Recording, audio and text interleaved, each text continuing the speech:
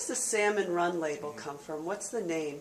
Where does the Right. name Well, derive from? that's was started by me when I joined the winery, and back then my father had sort of his version was a non-vintage Dr. Frank label, and it was very confusing because restaurants would have a Dr. Frank Chardonnay, and it could be non-vintage or it could be vintage. The consumer didn't really know for sure until the bottle came to the table. And so I thought, wow, this is really confusing. And my son and I are real avid fishermen, and Keuka Lake below us here is loaded with landlocked salmon. And so that's one of the prized species on the lake here. And so we thought in honor of this game fish right here on Keuka Lake, we would call our value line of wine Salmon Run.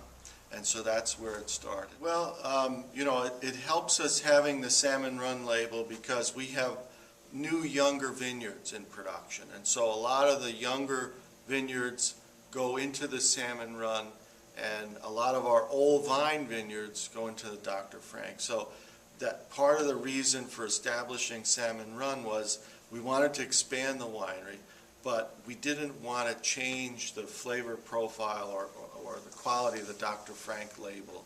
So with the addition of the Salmon Run, we can now develop these new vineyards, and then when we feel that the quality is up to Dr. Frank label, then we can bring some of that fruit into the Dr. Frank label. But you know, it's all based on quality. So our winemaking team basically tastes the wines from different vineyard sites, and the best quality usually is from our old vine vineyards here at Dr. Frank. And that's how we go through the process. You know, there's no, you know, there's this current trend towards some single vineyard sites. In some cases, you have multiple single vineyards in the same location. And I think that a lot of this is marketing, you know, that what is it that makes this special? Well, can you tell a difference between one row and the next row? I think some of it is basically more marketing than it is substance.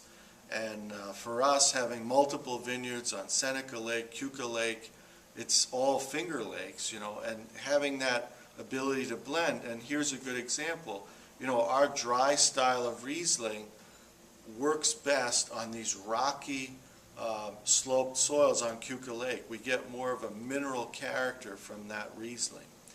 Now, on Seneca Lake, we have deeper loamy soils, and what we found, that produces a fruitier style of Riesling, more of the apricots and peaches, which lends itself better to a semi-dry style.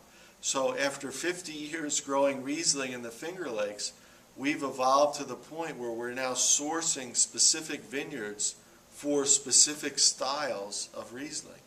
And that's working beautifully for us because, you know, we don't want to fight the terroir, so to speak, and cookie cut the same vineyard for multiple styles of wine. We want the site to speak to us and produce the wine type and flavor profile that is best for that site.